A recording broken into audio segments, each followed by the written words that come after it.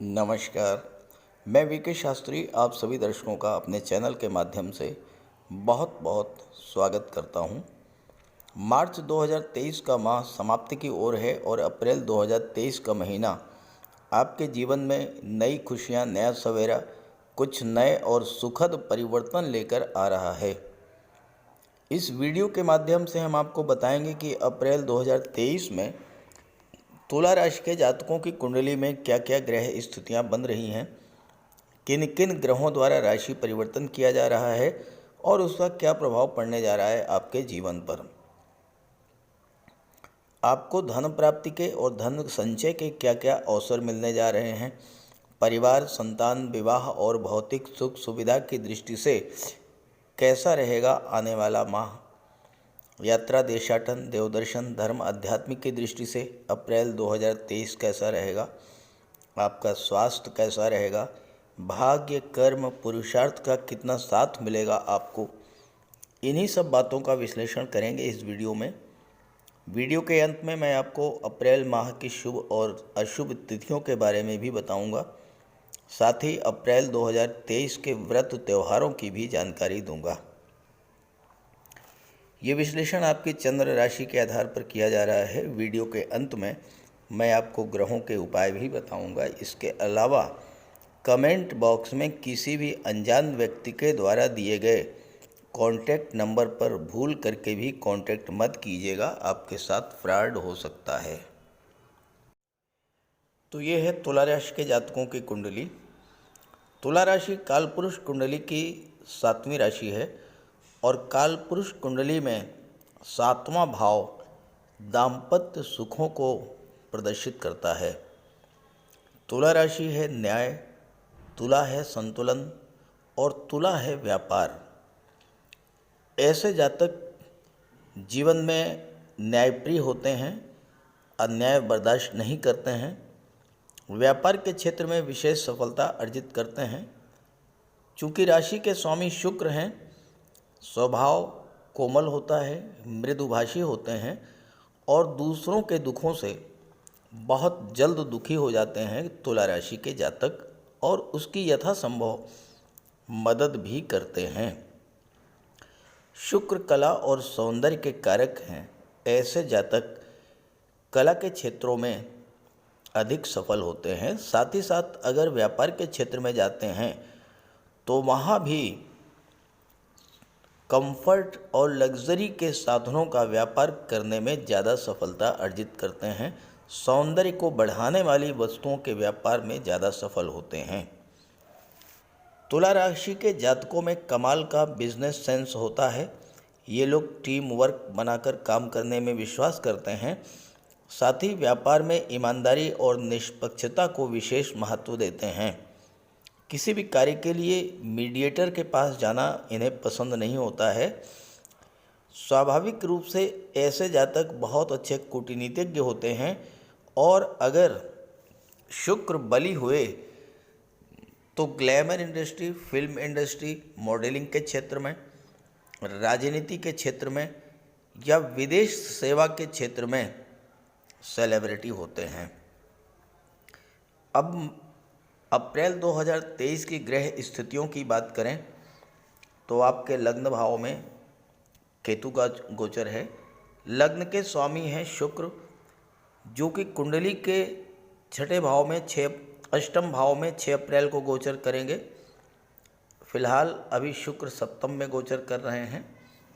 6 अप्रैल को अष्टम में गोचर करेंगे और अष्टम में विपरीत राजयोग बनाएंगे। शनि अपनी ही राशि में पंचम में गोचर कर रहे हैं। मंगल बुध की राशि में भाग्य भाव में गोचर कर रहे हैं। सूर्य और गुरु छठे भाव में हैं। यहाँ पर गुरु विपरीत राजयोग बना रहे हैं। इस तरह से आपकी कुंडली में शुक्र और गुरु दो ऐसे ग्रह जो धन के प्रबल कारक होते हैं विपरीत राजयोग बना रहे हैं। जो संतान के कारक होते हैं, जो विवाह के कारक होते हैं, ऐसे दो ग्रह विपरीत राजयोग का निर्माण कर रहे हैं। सूर्य 14 अप्रैल को राशि परिवर्तन करके सप्तम भाव में आ जाएंगे, मेष राशि में, अपनी उच्च की राशि में। देवगुरु 21 अप्रैल को सप्तम में आएंगे। हालांकि देवगुरु 27 अप्रैल तक अस्त रहेंगे, इसलिए देवगुरु का कोई विशेष प्रभाव नहीं पड़ेगा। बुध और राहु ये सप्तम भाव में गोचर करेंगे और ये आपके जीवन को बहुत अधिक प्रभावित करेंगे। तो ये तो है ग्रह स्थितियाँ। अब आइए इसी के आधार पर विश्लेषण करते हैं अप्रैल 2023 का। आगे बढ़ने से पहले बात करेंगे मार्च 2023 में आपके जीवन में क्या क्या समस्याएं आईं, क्या क्या परेशानियां आपको झेलनी पड़ी और उसके क्या कारण थे। अक्सर आपके कमेंट्स आते हैं कि जो बीत गया उस पर चर्चा करने से क्या फ़ायदा।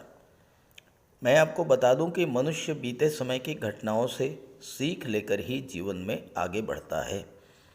भविष्य में जब भी वैसा ही योग बनता है तो मनुष्य सावधान हो जाता है और अपनी सुरक्षा कर ले जाता है। 15 मार्च तक सूर्य का गोचर कुंभ राशि में था, कुंडली के पंचम भाव में। यहाँ शनि और सूर्य की युति बनी। ज्योतिष शास्त्र में शनि और सूर्य को एक दूसरे का प्रबल शत्रु माना गया है। तो दो प्रबल शत्रु जब एक साथ हुए तो सूर्य भी पीड़ित हुए और शनि भी पीड़ित हुए। जब सूर्य पीड़ित हुए तो क्या हुआ होगा? सूर्य शासन प्रशासन सरकार के कारक होते हैं। जो भी जातक शासन प्रशासन राजनीति से जुड़े हुए थे या सरकारी सेवा में थे, उनको 15 मार्च तक सूर्य के पीड़ित होने के कारण कार्य क्षेत्र में तरह तरह की परेशानियां आई होंगी। एक्सेसिव वर्कलोड के कारण मानसिक तनाव, चिंता, सिरदर्द, माइग्रेन की समस्या आई होगी। बॉस या सहकर्मियों का सहयोग नहीं मिला होगा। पद प्रतिष्ठा प्रमोशन में देरी हुई होगी। और ये भी हो सकता है कि जो टारगेट आपको दिया गया हो उसे पूरा करने में मानसिक दबाव के कारण आपके स्वभाव में चिड़चिड़ापन, गुस्सा और वाणी में कटुता भी आई हो। सूर्य लाभ के स्वामी हैं, लाभ भाव के स्वामी हैं, एकादश भाव के। और जब सूर्य पीड़ित हुए तो आपको मिलने वाले लाभों में कमी आई होगी। फाइनेंशियल क्राइसिस से आप गुजरे होंगे। सूर्य पिता के कारक हैं, पिता को कष्ट हुआ होगा या पिता से संबंधों में कड़वाहट आई होगी। अगर आप हार्ट पेशेंट हैं तो आपको हार्ट प्रॉब्लम्स बढ़ी होंगी। High blood pressure, angina pain, नेत्र कष्ट, ये सब हुआ होगा। किसी सरकारी योजना से लाभ लेना था तो नहीं मिला होगा। कोई गवर्नमेंट प्रोजेक्ट था, पूरा नहीं हो पाया होगा। शनि पीड़ित हुए। शनि कर्म के कारक हैं और शनि लाभ के कारक हैं। शनि के पीड़ित होने का सीधा असर आपके कामकाज पर पड़ा होगा। काम में मन न लगना, आलस्य, थकान, कार्यों की गति धीमी होना, कार्यों में रुकावट, उत्साह की कमी और फाइनेंशियल क्राइसिस। आपका पैसा जो आपको मिलना था वो नहीं मिल पाया होगा। किसी को लोन दिया था वो वापस नहीं हुआ होगा। बैंक से लोन लेना था, उसमें भी बाधाएं आई होंगी। इसके अलावा घुटनों के रोग, आर्थराइटिस, जोड़ों में दर्द, मसल पेन, वायु विकार, एनीमिया, इन सब समस्याओं से आप गुजरे होंगे। अब बात करते हैं अप्रैल 2023 की। किसी भी जातक की कुंडली का विश्लेषण करते समय सबसे पहले लग्नेश पर विचार किया जाता है, फिर भाग्येश का विचार किया जाता है। अब आपके लग्न के स्वामी हैं शुक्र, जो कि कुंडली के अष्टम भाव में 6 अप्रैल से विपरीत राजयोग बनाएंगे। इसके पहले शुक्र का गोचर सप्तम भाव में रहेगा 6 अप्रैल तक, और 6 अप्रैल को शुक्र अष्टम भाव में आ जाएंगे। यहाँ विपरीत राजयोग बनाएंगे। शुक्र अपनी ही राशि में गोचर कर रहे हैं, और जब छठे, 8वें और 12वें भाव का स्वामी छठे, 8वें, 12वें भाव में ही गोचर करे तो विपरीत राजयोग बनता है। तो शुक्र 8वें भाव के स्वामी होकर 8वें में गोचर कर रहे हैं, विपरीत राजयोग बना रहे हैं। अब अष्टम भाव क्या होता है? अष्टम भाव आकस्मिक घटनाओं का होता है। शुक्र क्या है? धन के कारक हैं। तो अचानक से धन प्राप्ति का योग बनेगा आपके लिए। गुप्त धन की प्राप्ति होगी। लॉटरी या शेयर से पैसा मिल सकता है। कोई पैतृक संपत्ति मिल सकती है। वसीयत या विरासत से कोई प्रॉपर्टी आपको मिल सकती है। इंश्योरेंस या मार्केटिंग के क्षेत्र से पैसा आपको मिल सकता है। अचानक से कोई शुभ समाचार आपको मिल सकता है। विवाह का रिश्ता तय हो जाए, संतान की प्राप्ति हो जाए, जीवन साथी के माध्यम से धन की प्राप्ति हो, आपके जीवन साथी को कोई नौकरी मिल जाए या आपका जीवन साथी कोई व्यापार शुरू करे। इस तरह की घटनाएं घटित होंगी अप्रैल में। जीवन साथी के नाम से आप कोई व्यापार व्यवसाय कर रहे थे तो उसमें अचानक लाभ की स्थितियां बनेंगी। शुक्र कला के कारक होते हैं। कला के क्षेत्र में विदेश जाने का अवसर आपको मिल सकता है। अपनी कला का प्रदर्शन करने के लिए, कोई स्टेज प्रोग्राम परफॉर्म करने के लिए, कोई ऐसा धन मिल सकता है जो आपने ना कमाया हो। अनएक्सपेक्टेड वेल्थ, जहाँ से आप सोच भी नहीं सकते, कोई गिफ्ट मिल जाए। अष्टम भाव धर्म अध्यात्म का होता है, ज्योतिष का होता है, तो स्पिरिचुअलिटी और अध्यात्म में आपकी रुचि बढ़ेगी। शुक्र शनि के मित्र हैं और शनि चतुर्थ भाव के स्वामी हैं, सुख भाव के, तो भौतिक सुखों में वृद्धि करेंगे। वाहन का योग बनेगा। तंत्र विद्याओं और तंत्र साधना में आपकी रुचि बढ़ सकती है। रिसर्च के क्षेत्र में आपको सफलता मिलेगी और आपका स्वास्थ्य भी अच्छा रहेगा, रोगों से आपको मुक्ति मिलेगी। शुक्र की दृष्टि धन के भाव पर, तो धन का संचय होगा। परिवार में प्रेम, सौहार्द, खुशियाँ बढ़ेंगी। दूसरा भाव वाणी का होता है, तो आप अपनी वाणी के बलकर खासकर कला के क्षेत्रों, गायन, अभिनय, एक्टिंग, इन क्षेत्रों से धन अर्जित करेंगे। शुक्र सौंदर्य के कारक होते हैं। आप महिला हैं तो किसी ब्यूटी कंटेस्ट में या मॉडलिंग के क्षेत्र में या एक्टिंग के क्षेत्र में जाकर के वहाँ से धन अर्जित करेंगी। दूसरा जो सबसे महत्वपूर्ण गोचर है वो है भाग्य भाव के स्वामी बुध का गोचर। बुध 31 मार्च को मेष राशि में आ जाएंगे, सप्तम भाव में, और यहाँ पर राहु के साथ बुध की युति बनेगी और पूरे 2 माह तक, अप्रैल और मई दोनों ही माह में बुध और राहु की युति सप्तम भाव में बनेगी। हालांकि 21 अप्रैल को यहाँ पर गुरु भी आ जाएंगे, लेकिन गुरु अस्त रहेंगे तो गुरु का कोई विशेष प्रभाव नहीं पड़ेगा।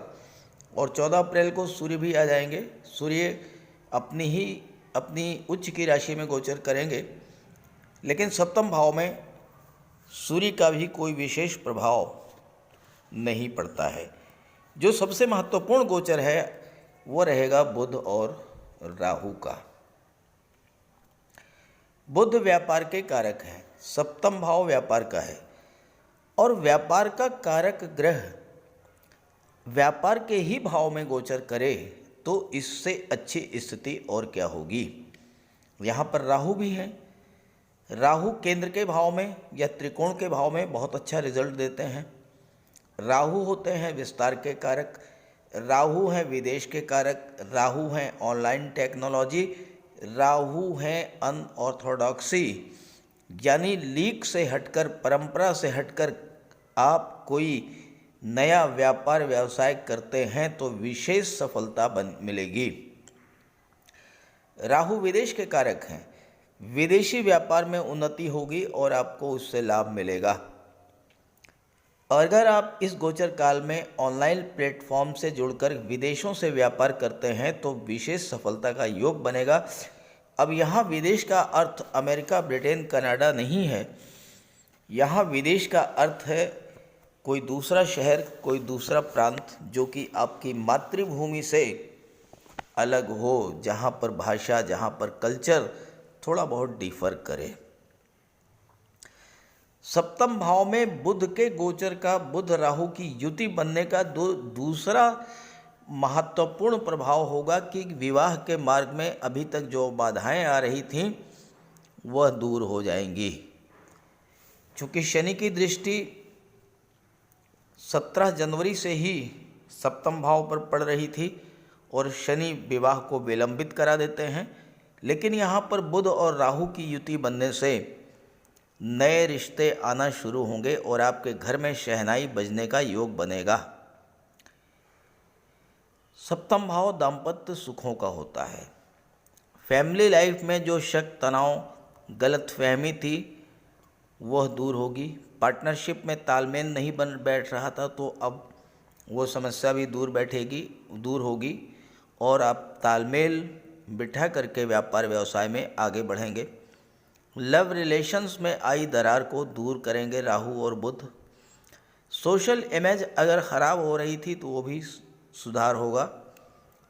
और ये सब परिवर्तन इसलिए होगा क्योंकि राहु जब अशुभ प्रभाव डालते हैं तो हमारे माइंड को अपने कंट्रोल में कर लेते हैं, हमारे सोच को प्रदूषित कर देते हैं, छोटी छोटी बातों को बहुत बड़ा तूल दे देते हैं। लेकिन यहाँ पर राहु शुभ स्थिति में है और बुध के साथ में है तो बहुत अच्छा रिजल्ट आपको देंगे। नौकरी व्यापार में भी परिवर्तन के योग बनेंगे। जीवन साथी के स्वास्थ्य में अगर कोई समस्या थी वो भी दूर होगा। खानदानी प्रॉपर्टी का आपको लाभ मिलेगा। कर्ज से मुक्ति मिलेगी। खराब से खराब परिस्थितियों को हैंडल करने की कला बुध और राहु आपको सिखा देंगे, क्योंकि बुध हैं बुद्धि के कारक, इंटेलिजेंस के कारक, आपकी तर्क शक्ति, सोचने समझने और विश्लेषण करने की क्षमता। अब यहाँ पर गोचर करते हुए राहु की दृष्टि पड़ेगी कुंडली के पराक्रम भाव पर और बुध हैं भाग्य भाव के स्वामी, तो पराक्रम और भाग्य दोनों का साथ आपको मिलेगा। तीसरा भाव स्थान परिवर्तन का होता है, यात्राओं का होता है। किसी ऐसी जगह आपका ट्रांसफ़र हो गया था जहां आप जाना नहीं चाहते थे, अब आपका मनचाहा ट्रांसफ़र हो जाएगा। तीसरा भाव राहु का पक्का घर होता है। कार्यों को लेकर आपके मन में जो अनिर्णय की स्थिति थी वो समाप्त होगी। नए उत्साह के साथ आप कार्य क्षेत्र में आगे बढ़ेंगे। भाई बहनों से संबंध खराब थे तो वो भी ठीक होंगे। तीसरे भाव पर राहु की दृष्टि आपकी महत्वाकांक्षा में वृद्धि करेगी। आपने जो भी सोचा है उसे पूरा करने का प्रयास करेंगे, चाहे इसके लिए कितना भी परिश्रम करना पड़े। यहाँ पर राहु आपकी इंट्यूशन पावर को बढ़ा देंगे और चूंकि राहु की पंचम दृष्टि एकादश भाव पर पड़ेगी तो यहाँ पर राहु आपको बहुत अधिक धन दौलत प्रदान करेंगे, क्योंकि लग्न के स्वामी हैं शुक्र और शुक्र हैं धन के कारक। बुध और राहु की युति आपको संतान की प्राप्ति भी करा देगी, विवाह भी करा देगी और विवाह के बाद आपकी भाग्योन्नति भी होगी और आपको धन की प्राप्ति भी होगी। अब यहाँ पर बुध नवम के भी स्वामी हैं और विदेश भाव के भी स्वामी हैं, तो ऐसे में विदेशों से धन की प्राप्ति होगी। साथ ही साथ उच्च शिक्षा के लिए विदेश जाना चाहते हैं तो विदेश जाने का योग बनेगा। आपकी कुंडली में देवगुरु विपरीत राजयोग बना रहे हैं और गुरु की दृष्टि भी 12वें भाव पर पड़ रही है, तो विदेशों से आपको बहुत बड़ा लाभ मिलेगा। और राहु विदेश के कारक होते हैं, व्यापार के भाव में बैठे हैं तो विदेशी व्यापार से लाभ मिलने का प्रबल योग बनेगा। और दूसरी बात, आपकी रुचि धर्म, कर्म, अध्यात्म में भी बढ़ेगी। क्योंकि जितना अधिक आप धर्म कर्म से जुड़ेंगे उतना ही गुरु को बल मिलेगा और गुरु राहु को नियंत्रण में रखेंगे और आपको लाभ प्राप्त होगा।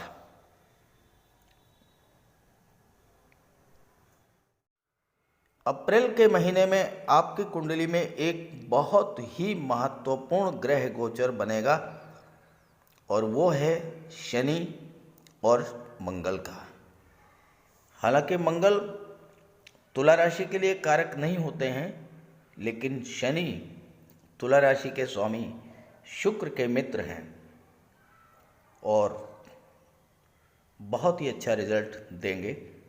क्योंकि शनि और मंगल एक दूसरे से त्रिकोण पर हैं।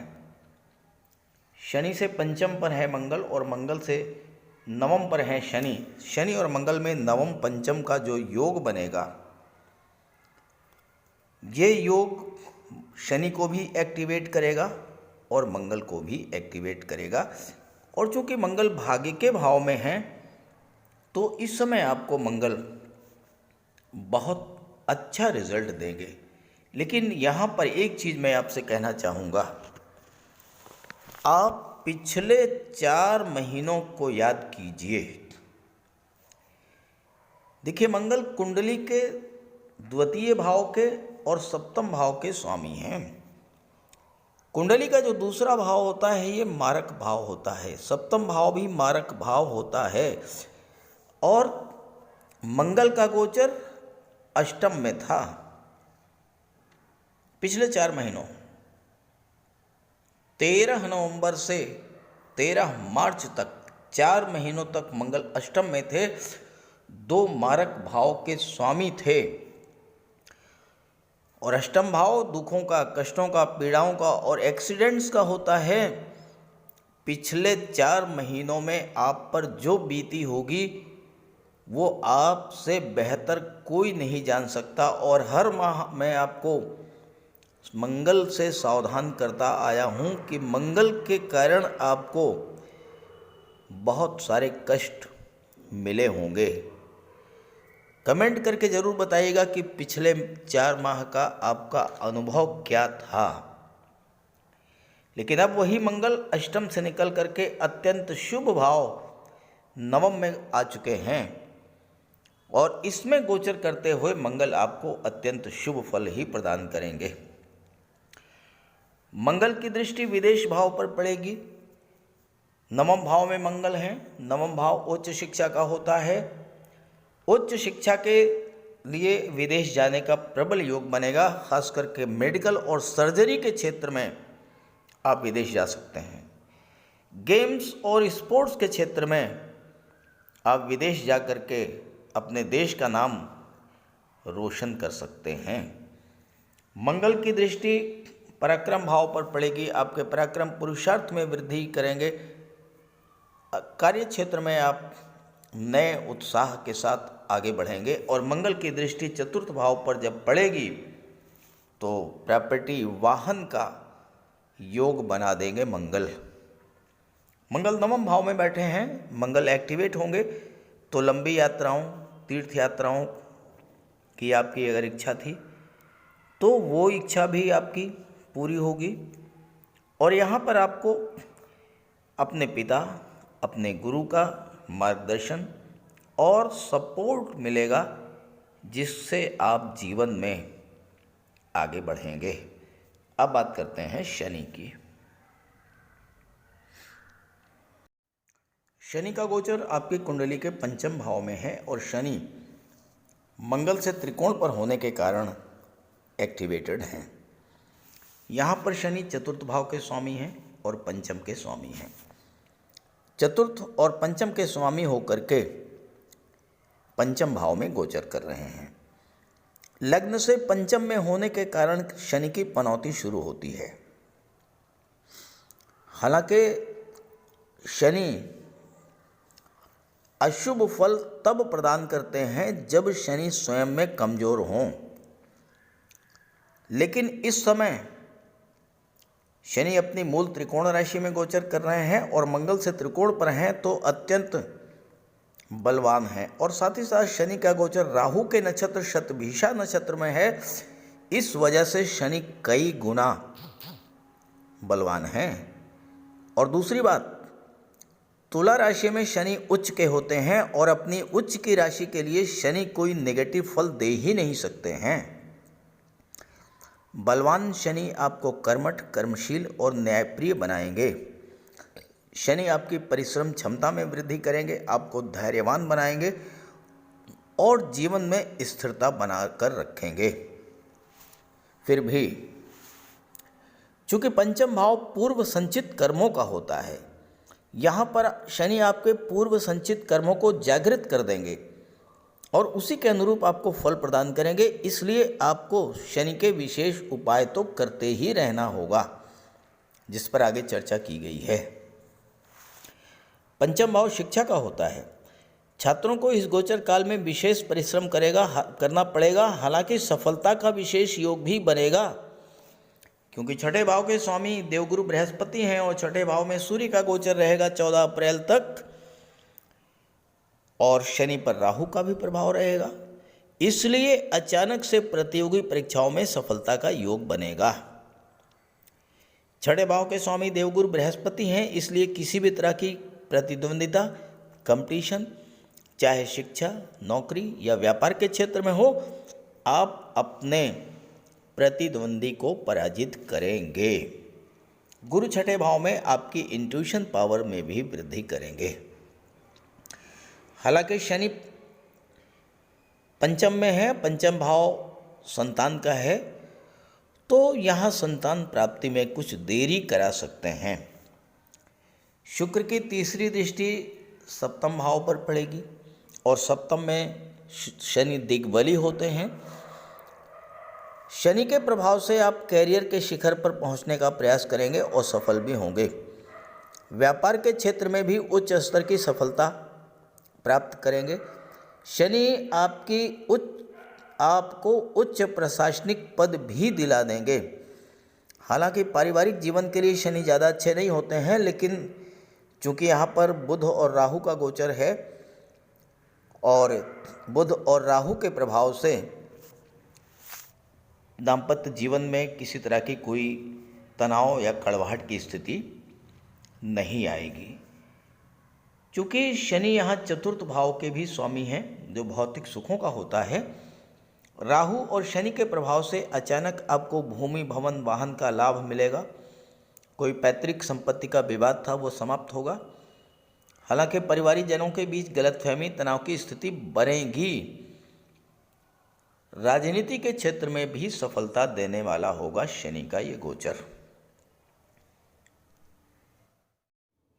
चंद्रमा को छोड़ करके बाकी सभी ग्रहों के प्रभाव पर चर्चा कर ली गई है। चंद्रमा ही अकेले ऐसे ग्रह हैं जो शुभ और अशुभ तिथियों को निर्धारित करते हैं। जब चंद्रमा का गोचर शुभ ग्रहों के साथ, अच्छे ग्रहों के साथ है, तो शुभ तिथियां बनती हैं। जब चंद्रमा का गोचर केतु, राहु और शनि के साथ हो, वो डेट्स अशुभ होती हैं, आपके लिए विशेष सावधानी बरतने की होती हैं। तो इसी के आधार पर 1 अप्रैल को चंद्रमा का गोचर कर्क राशि में होगा, अत्यंत शुभ तिथि, अपनी ही राशि में, केंद्र के भाव में। और इसी तरह से अप्रैल की जो शुभ तिथियां हैं वो 1, 9 और 10 अप्रैल, 17, 18 अप्रैल और 26 और 27 अप्रैल। ये तो बात हुई शुभ तिथियों की, 26 और 27।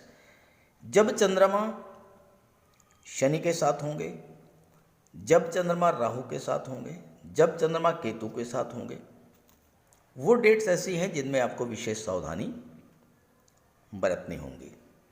और वो डेट्स हैं 6, 7 और 8 अप्रैल, 15, 16 अप्रैल और 21 और 22 अप्रैल। इन डेट्स में आपको विशेष सावधानी बरतनी होगी। अब बात कर लेते हैं अप्रैल के व्रत और त्योहारों के बारे में। देखिए, 1 अप्रैल शनिवार के दिन है कामदा एकादशी, यानी एकादशी का व्रत भी रखते हैं। वो एकादशी जो आपके मनोवांछा को, मनोकामना को पूरी करने वाली होती है। तो ये है 1 अप्रैल को। और इसके बाद 4 अप्रैल को दिन है मंगलवार, और ये है महावीर जयंती। और 5 अप्रैल को बुधवार का दिन है, और ये है चैत्र पूर्णिमा। 4 अप्रैल को मंगलवार को महावीर जयंती है। 5 अप्रैल को बुधवार के दिन चैत्र पूर्णिमा है। 9 अप्रैल को हनुमान जयंती है।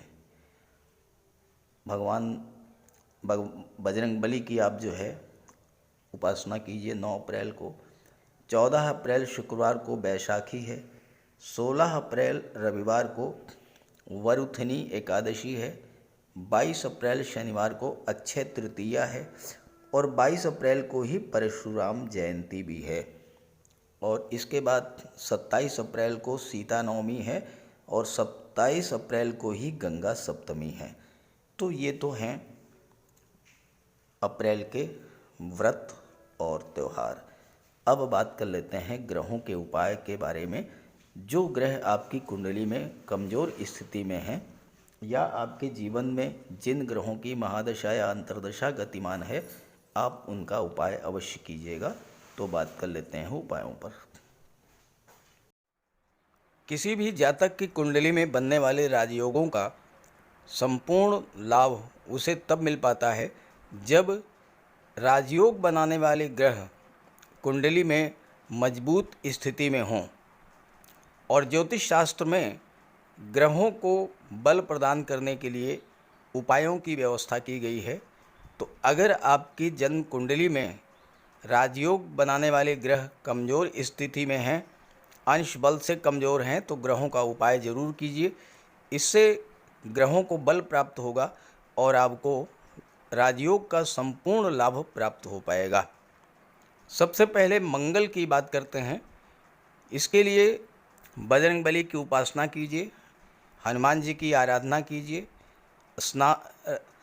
हनुमान चालीसा का पाठ कीजिए, हनुमान जी के मंदिर में जाकर के उनके चरणों में बैठिए और उनके चरणों का सिंदूर अपने मस्तक पर धारण कीजिए। मंगलवार के दिन स्नान के बाद लाल वस्त्र धारण कीजिए। मंगलवार का व्रत रखिए। हनुमान जी को सिंदूर में चमेली का तेल मिला करके अर्पित करें। हनुमान जी को चोला चढ़ाएं और मूंगा धारण कर सकते हैं, लेकिन किसी योग्य ज्योतिषी से परामर्श लेकर। और मंगलवार के दिन लाल वस्त्र, गेहूँ, गुड़ और तांबे का दान करने से भी मंगल को बल प्राप्त होता है। जहाँ तक देवगुरु की बात है, देवगुरु बृहस्पति को प्रसन्न करने के लिए गुरुवार का व्रत रखिए। 5 गुरुवार, 11 या 43 गुरुवार का व्रत रखें। घर में केले का एक वृक्ष लगा लें और उसकी सेवा करें। स्नान करते समय पानी में हल्दी या केसर मिलाकर स्नान करें और हल्दी या केसर का तिलक लगाएं। भूल करके भी गुरु, साधु, संतों का, माता पिता का अपमान ना करें। माता पिता, गुरु और वृद्धों का सम्मान करें, उनकी सेवा करें और उनका आशीर्वाद प्राप्त करें। तोते को चने की दाल खिलाएं, इससे बुध और गुरु दोनों प्रसन्न होते हैं। पुखराज भी धारण कर सकते हैं गुरुवार के दिन, लेकिन योग्य ज्योतिषी का परामर्श लेकर ही कोई रत्न धारण करें। ज़्यादा बेहतर ये है कि हल्दी की एक गांठ पीले वस्त्र में बांधकर अपने बाजू में बांध लीजिए और पीले रंग के वस्त्रों का ज़्यादा प्रयोग कीजिए। चादर, तकिए, गिलाफ ये सब पीले रंग के रखिए, पर्दे। शुक्र को बल प्राप्त हो, इसके लिए माता लक्ष्मी की उपासना कीजिए और 21 या 31 शुक्रवार को व्रत रखें।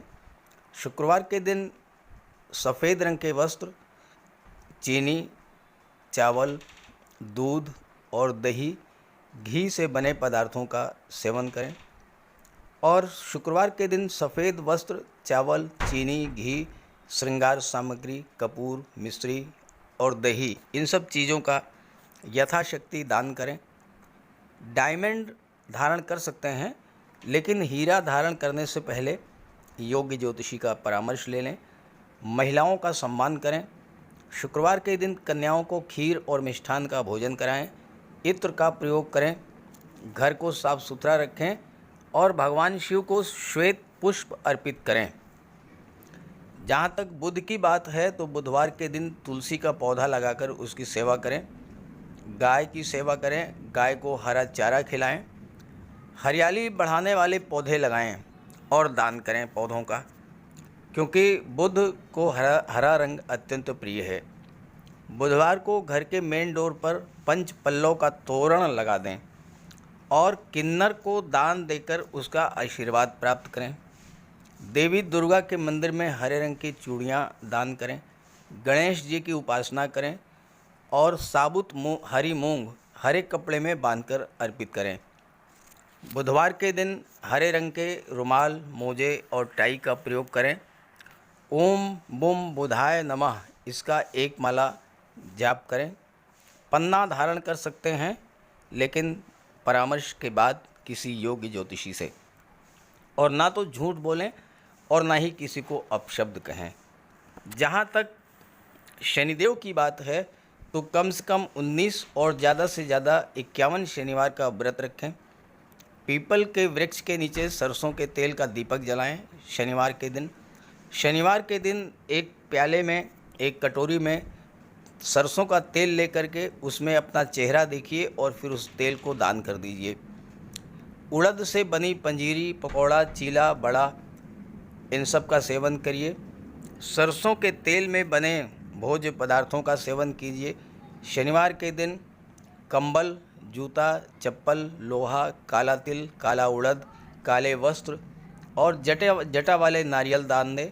नीलम धारण कर सकते हैं, लेकिन नीलम धारण करना किसी योग्य ज्योतिषी से परामर्श लेकर धारण करें, क्योंकि नीलम रंग से राजा भी बना देता है और कभी कभी अगर नीलम आपके लिए शुभ नहीं हुआ तो राजा से रंक भी बना देता है। इसलिए नीलम का प्रयोग बहुत सोच समझ कर करें। ज़्यादा बेहतर ये है कि आप गरीबों की हेल्प करें। कोई भी गरीब, लाचार, असहाय, दिव्यांग व्यक्ति आपके पास आता है, मदद कीजिए यथासंभव और किसी भी गरीब व्यक्ति को कष्ट ना दें। साथ ही साथ ऐसे कार्य ना करें जो कि शनिदेव को पसंद नहीं है। शनिदेव को छल, कपट, झूठ, फरेब, बेईमानी, आलस्य ये सब पसंद नहीं है, तो ऐसे कार्य मत कीजिए। और शनिदेव को अनुशासन, परिश्रम, मेहनत, ईमानदारी और सच्चाई ये पसंद है, तो ये आप अपने अंदर इन गुणों को विकसित करें। शनिदेव प्रसन्न होंगे। तो उपाय ज़रूर कीजिएगा, इससे आपको लाभ होगा। नमस्कार।